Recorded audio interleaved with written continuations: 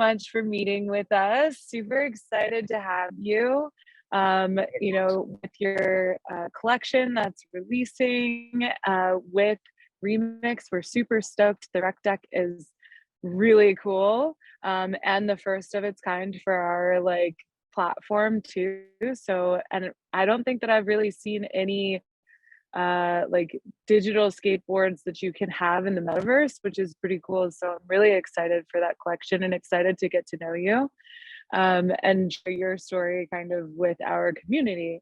Awesome. So I'd love for you to kind of tell us a little bit more about your background and what the first piece that you worked on, and kind of just a general rundown of who you are, where you're from, how you got into art, all of that.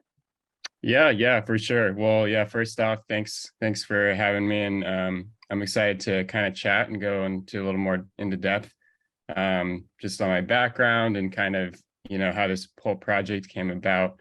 And yeah, I'm super stoked for everyone to see it come November 8th. Yeah, so So yeah, soon. a little bit, yeah, really soon. Finally we could get it out there. I've been really busy, just lots of different projects and stuff, and I'm happy it could finally come to fruition here. But yeah, in terms of kind of my background, I come from a really creative family, so kind of art and creativity has kind of been in my blood for my entire life. Like every person on both sides of my family play a musical instrument. And like I personally am a drummer, so I think that's kind of informed, like kind of just even my like artistic style. And so yeah, I mean the creative has kind of always been in me. Like my mom, before I could even walk, probably had me like on our kitchen floor with like markers and pens and just like drawing and doodling. And so it's always definitely been a big part of my life. And yeah, I would say like it really started more when I was like around 10 or 11. And I kind of stumbled on a community of artists online. It's kind of like pre-NFT. And like, so there's basically a whole community of artists that formed on like YouTube and Flickr and like online forums and stuff, drawing hand drawn graffiti stickers on like USPS postal labels and like stickers that you see on the streets. Yeah, I remember that. Yeah, and like so everyone would trade with one another and like make their own characters and stuff for the purpose of kind of like getting up in different like parts of the world and kind of like trying to grow themselves as a street artist without having to travel around. So like here I am like probably 10 or 11 and I like stumbled into this, and I mean, people are probably like in their 20s. Yeah. And I'm like, 11 years old. My voice is like super high still, like making like YouTube videos about like my graffiti stickers that I was really passionate about. Um and like I managed to gain about 1,000 subscribers on my YouTube channel and like form a little community there. And then eventually I started printing my characters and designing them on like Photoshop. So that kind of like got me into like digital art really early on, and like is kind of where I started learning computer softwares and stuff. And then from that, I started printing my stickers in like, 300, 400 pieces at a time. Because like hand drawing them started to get really like not that efficient. And other artists started asking me to do the same. And then I started digitizing their characters, and like kind of went down a big rabbit hole of like digital art kind of early on. So and that kind of leads me to like why I'm so interested in NFTs and kind of what's going on in Web3 now, because it's kind of like that, just like, in a new form and in a more efficient form. And obviously there's way more people involved now. So I think that's kind of what like led me to be so interested in all this and wanting to get like my hands dirty in Web3. yeah. Yeah, that's awesome. That's really cool to see that you were like, I feel like on the forefront because I remember when those stickers and stuff were like going around, and I was definitely a little bit Hmm. older. So it's like, it's cool to see that you were like doing that super young and like jumping into YouTube too, because that's like the early days of social media, in my opinion. Yeah, I'm like, yeah. yeah. So, and to be doing Unfortunately, that, I didn't stick with YouTube because um I was really young and I was kind of getting some hate and stuff. So it yeah. kind of like discouraged me from keeping going with it. It's okay. It led me to lots of different avenues and different things in life. But like I think because if I was really early and if I could have like kept going on that path, uh Yeah. really early time in YouTube and It's social it's media. crazy. I did the same thing, so it's really interesting. It's like sometimes, but it teaches you, right? And it's never too late to go back because Mhm. it pretty much it's like really, I mean, it's still a common tool. I'm like, we can always go back to using it. Mhm. And once you do it once, you kind of know how to do it again, right? Yeah. That like how the algorithms and things work, so you can kind of like work your way back into it. But I'd love to see like more creation from you like in real time. Like that would be cool to see like your process and all of that through YouTube. Your video content is incredible because you've made lots of stuff for the rec deck and it's like insane. It's been really cool to see. So it's awesome to hear like how you kind of have like evolved from like going from like painting and all of that into actually using the digital side and how it all merged together. It all comes together. Mhm. So you're based out of LA right now, but is that where you're from? Are you So from I'm LA? yeah, I'm from California. I'm from the Bay Area, actually. Nice. And yeah, I ended up in LA because I went to school at UCLA for design. Oh, cool. There's like a small program called Design Media Arts at UCLA, and I applied with an art portfolio of like 10 pieces. And because my grades were definitely not going to get me into school. And I think most artists can kind of relate sometimes. I was definitely that way too. So yeah, yeah, exactly. But I saw that they had an art program, and I was like, oh, why not? So I put together a portfolio with the help of my high school art teacher, which was a set of photographs of portraits of like students from my school, and then I kind of layered different elements on them in Photoshop, and kind of like did this sort of double exposure type of thing, and I guess they liked it, because I got in somehow. And then, yeah, I did 4 years in, undergrad, there, and, like, that really just threw me even more into, kind of the world of digital art and, making art with a computer, and got to take, like, classes in VR and, AR, and then, like, learn, like, typography and, like, lots of, like, formal design things, and like take a lot of design history classes, um and it was just a really great experience, and I would say it really helped me think even more outside the box with a lot of projects, and they really encouraged to experiment and try a lot of different stuff. But yeah, I mean that's what kind of brought me to LA, and then Santa Monica, and currently I'm actually looking to do a little travel though, because the past 2 3 years everyone's been kind of locked up. yeah, so yeah, for sure. so hopefully I'll get to do that and kind of see some other parts of the world, because I think that would really be inspiring to me, and kind of help, again, help kind of inform different things to bring into my work. Most definitely. I think that travel is like the best thing for artists, to Mhm. like globalize their work and kind of see the different street art around the world. Um, Definitely makes an impact. But it's really cool to see how, like the design school has impacted your you know, like artwork and things like that. And I'm sure, honestly, I feel like their program would be the perfect fit for like adding like the blockchain tech kind of art side of things. It would be Yeah, really cool yeah, to see. Eventually, there are some schools that are doing it, so it would be interesting to see if they end up like following down that path. But yeah, being yeah. in And LA is, yeah, I was just gonna add, like, I got to take a lot of really cool classes from professors that are like in the space now. Like, that's Rafik cool. Anadol was my professor my sophomore year. So I got to work with him closely. And then like Casey Reese, the founder of Processing, uh, Yeah. which like Fidenzas are is like the software that is used for Fidenzas and like all of art block stuff.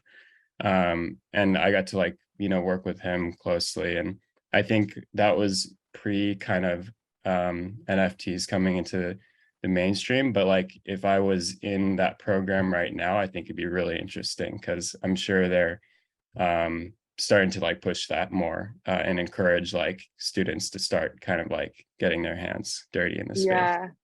Yeah, it's pretty cool. And LA is a great place right now for it. Like LA is the NFT scene. There's so many events and like things that you can go to and like Mhm. galleries that are popping up left and right. So you're in the right place. But it is kind of like becoming super global. So I'm excited to see what changes in your art as you you know, end up traveling around. And is there any place in particular that you like really hope to go to? I don't know. I mean, I haven't had the opportunity to travel too much at all, really. Like, I haven't even been outside of the US yet. So, I mean, I'd like to go to Berlin and like Barcelona just to see like, all the graffiti and the whole scene out there. Um, Yeah. because it relates so closely to a lot of my work. But like in terms of just like general places, I'd like to go to like Peru and um maybe Bali because there's a whole kind of nomady scene out Yeah. there. I think that'd be kind of cool to see. So I don't know. I see myself kind of bouncing around and just kind of letting the wind take me where where it Yeah, wants to. and being digital allows you to do that, so it's a Mm. beautiful thing. Um, so I'd love to kind of hear more about how you would describe your, like, artistic style in your own words. What is your art about? What inspires you, and, what's your process? Yeah, yeah. So like I said, I think like my physical art style now, a lot of it is informed by like my work when I was young, doing the graffiti stickers and stuff. Mhm. Um, because like I think there's something about like, what you work on or what you're kind of passionate about at a younger age is probably like still true for today. So like a lot of people can find like if they're maybe struggling like to figure out their passion or something that they're like really interested in, they can kind of look back to like their younger like years because they were like if you were working on something then when you don't even have like like your brain hasn't like fully developed into like Yeah, like just as life goes on you have more don't have as responsibility many more. influences Right, at right. that age. So like it's been cool because like that all has kind of come back into my work a little bit. And like through the trading graffiti stickers and stuff, I kind of built a collection of like just people's work in like little. I have like a big bin of stickers I've collected, and I started collaging those into my pieces. So that's kind of like where I started doing more like multimedia collage type of stuff. Is like I started Mhm. tying some of that work in, and then that led me to use like magazine clippings and find like old vintage articles and like then like start printing my own stuff, and like working that in. But yeah, and then like, I think from that time of like when I started doing the graffiti stuff when I was young to now, I had a lot of time to, play with like video and photo. and like screen printing and 3D, like literally like everything. All And the creative. yeah, I'm just like, if I see something I want to like, I just want to do it. uh, so like, I've dabbled in a lot of different types of creative, and very like multidisciplinary in that sense. And I've kind of pulled all that together, and like, and it is what the work is now, is like all these different experiences. um you know Taking a design class in typography in school, like, allows me to like be able to space things right, and like, you know learning about color and all these different things like helps to create a balanced and like harmonious piece uh at the end. So yeah, I think it's been a big process, and I don't know if that kind of, hopefully that sums up a little bit what my work is today. But I just say it's a um the manifestation of like all these different art experiences I've kind of had in my life and been able to do.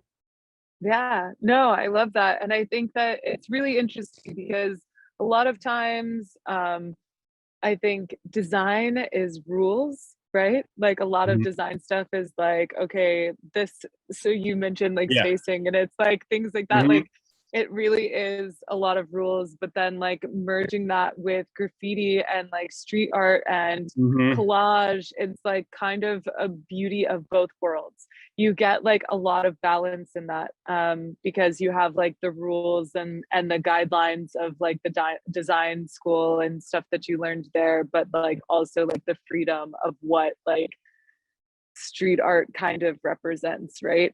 Yeah, So that's a really good way of love to putting it, see that actually. balance. Love to see the Yeah. balance. It's really cool. So out of curiosity, because you are creating a skate deck for the metaverse, with us here at Remix, but are you a skateboarder? Have you created like skate decks before? Is it just like something that you thought would be really cool? What is there more story behind where that came from? Yeah. I mean, I skateboarded a little growing up, but I never got like really good or anything. But I don't know. I like the skateboard as just as like a surface. I think like for starters, it's kind of an interesting shape to design around, and like kind Yeah. of brings its own set of challenges because it's not square. It's kind of like an awkward shape, and you kind of have to design around that, which makes it a fun challenge. I've done a couple skateboards before, and kind of the first project I did with a skateboard was in school. And I kind of designed a design and a stencil and spray painted on. And then I took a waterproof paint, or I mean, water soluble paint, and covered the whole skate deck and let it dry, and then gave it to a friend of mine who's actually good at skateboarding. And then he wrote it around, and I kind of documented the process of the paint slowly kind of falling off and revealing the design underneath. And like the idea was that like it's kind of an ever evolving, ever changing um, piece of art. Um, so that kind of got me like interested in like painting skateboards and stuff. And from there I did a couple commissions and a couple other projects on skateboard. So when I was kind of ideating with remix on what type of object we could do, a skateboard sounded really cool and unique.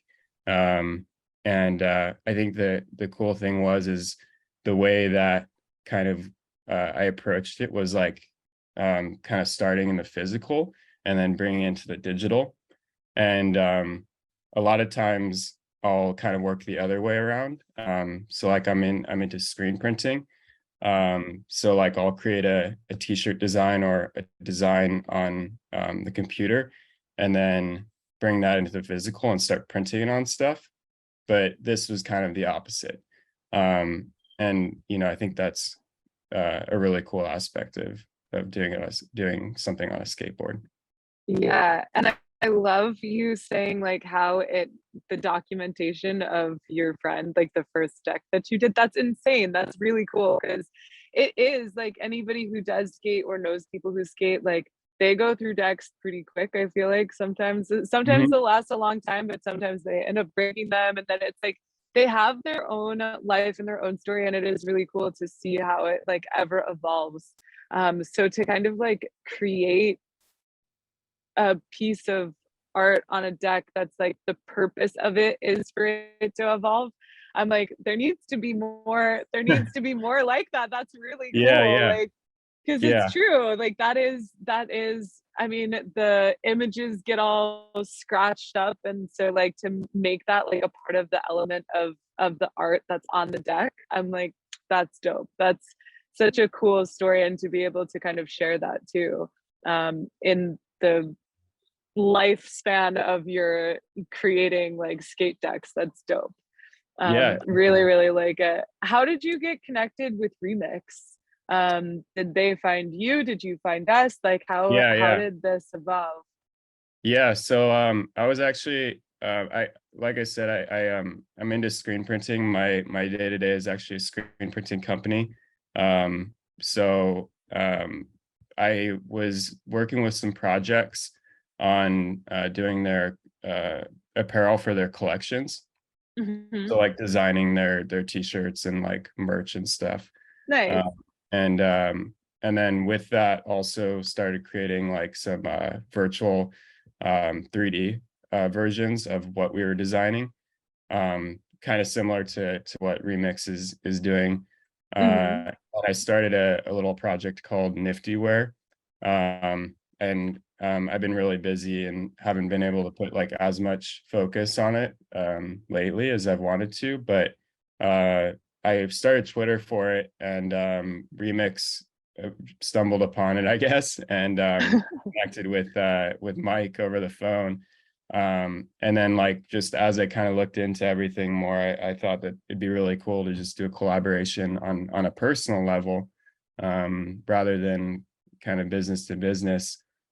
Just because I kind of saw the vision here, and really thought what you guys were doing was cool.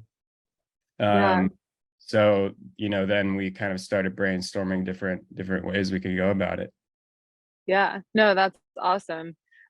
It's kind of interesting because I knew that you were doing screen printing. I didn't realize that like you were creating merch for brands that were or like NFT projects. That's really cool. Was that your first entry into like the web3 space? Did you buy into projects? How Yeah, did you yeah, wind up here? yeah. Well, I was like definitely looking at the space pretty like early on. Just because, my background kind of like, in design and stuff, I think it kind of came onto my radar fairly Mhm. early. But I didn't really start like really kind of getting my hands dirty and like actually like buying NFTs and stuff like that for a while, because I think it was just so like new for everyone that, Mhm. early on, like you either kind of had to be in crypto for a while or like somehow like just like got it right away. And I think for most people, it kind of like took a little bit of time.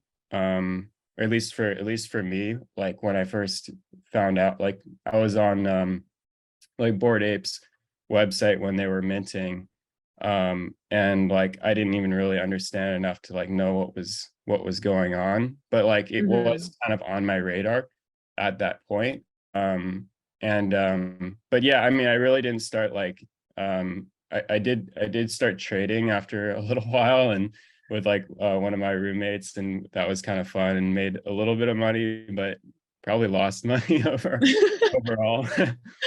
I think um that's relatable.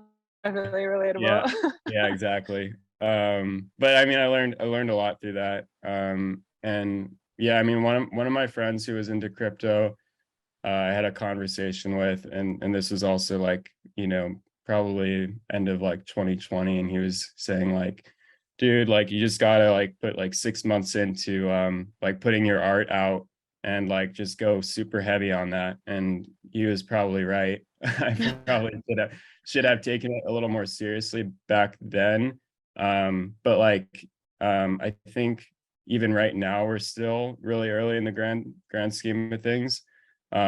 So now that I think I'm a bit more informed and kind of have all that experience of just like, I don't know, kind of taking my time and kind of like watching and observing the space more throughout that time, I think like now I have a really good grasp in terms of like how artists are kind of built up in this space. And it's, you know, not really an overnight thing. Like I think you mentioned before, there were like a couple artists that were maybe early and kind of got lucky, or just like blew up out of nowhere. Mm-hmm. I think that's a lot harder to do now. And like you have to be a little more strategic about things and kind of build community up the proper way. Yeah. Um, so, but like I wouldn't have known or like had like that insight had I not gone through all that kind of experience and like observation of like of the space the past 2 years. Um, yeah. Most definitely. And I think like on the artist side of things, like a lot of the artists that were very successful in this space, they kind of went through this phase of like the Instagram time frame, right? Like everything has like chapters where like the first the people who are like the early adopters, they get in, they kind of like test it out, see how it goes. But they like are willing to take that risk like early on. And I mean you're still here, right? Like you did take the risk and like you like started trading and like losing money, like whatever, Yeah, yeah. but Mhm. probably made a little bit of money too, I'm sure. So it's like you know, I think the artists that came in the beginning, they like were able to kind of they might have had some more experience from the like Instagram era, or you know, like utilizing groups and Telegram and things like Mhm. that, like utilizing Reddit and Twitter. Maybe they already had Twitter accounts. So it's like, you know, they kind of already had that insight. I don't think that we are still super early in this space. When you look at it in the grand scheme of things, of like how many people are like how many brands are starting to come in and everything Mhm. else. It's really interesting to me, because you're here and you're doing it, but it's cool to see like the process of, you didn't necessarily like blow up right away, and it's like you're building your community, and it's there really is strategy behind it. You kind of have to get in, and you find your place too. I think that's a big thing. Mhm. Like finding your place. And it's interesting that you like are like, you're still involved in the like, even if you weren't putting out your art, you were in a different way, because you were like creating merch for you know, brands and projects, and that's still art.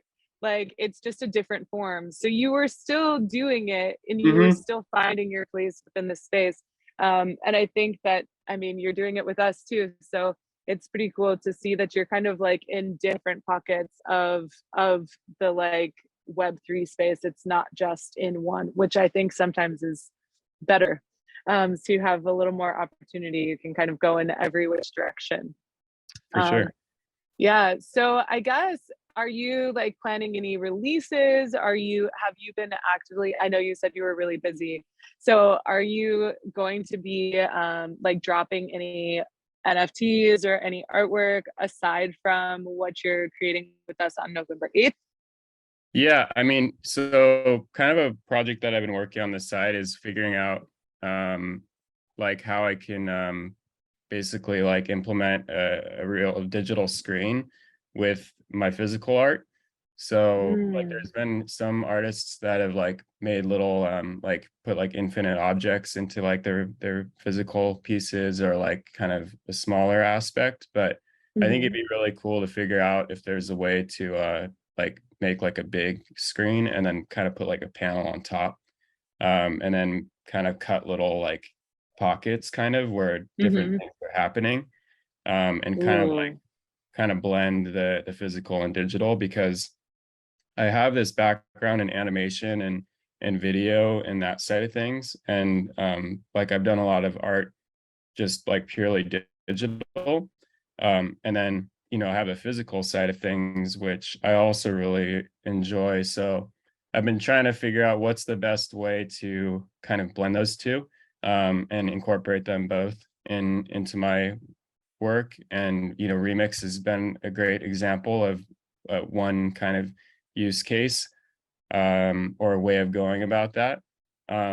So I'm kind of working on like various different ideas, just kind of in that space of like, how can I bring more of my physical work into the digital, and then kind of bring some of my digital work into the physical, and like and blend those two things. And I'm really interested in like AI and kind of the advancements there, specifically within art. Like Rafik Anadol is one of my big inspirations.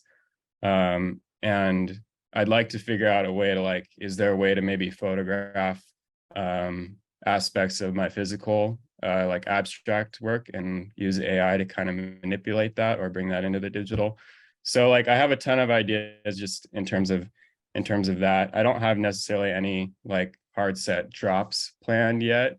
But I think it'll definitely be when I do, it'll be like in the realm of that, the kind of blending both the physical side of things and the digital. Awesome. Yeah, I'm excited to see what you create and like what the future holds and everything for the Casey Rickey like art brand. I've loved everything that you have put out thus far. I'm super excited to see the results from when we get to drop the skate deck. I can't wait. I'm definitely going to grab one. I'm like super stoked about them. I think they look really awesome. Just really happy to have you as a part of the Remix family and as a Remix artist, and being one of the first that are on our platform. It's been really just a pleasure to have you and get to have you share your story with us and the rest of our community. Yeah, thanks. Super Yeah, thanks for stoked to having me. see, super stoked to see where it goes, and can't wait to see like once you travel to and like everything that you end up doing there. But I just want to thank you, for everything that you have shared with us today, and round out our little meeting. But thank you so much for joining us. Yeah, of course. Yeah, thanks. That was fun chatting about everything, and I'm really excited to kind of be building this alongside you guys too, and kind of like, building my career up in NFTs alongside Remix. And I'm really excited to kind of see how things evolve in the coming years, and hopefully this will just be one of many collaborations with Remix Yeah, as things go on. especially once avatars and all of the things Yeah, that we have totally. in the works. Yeah, I can't wait to see what happens with Casey Rickey on the platform. It's going to be really good. So thank you, thank you, thank you. Much appreciated. Thank you.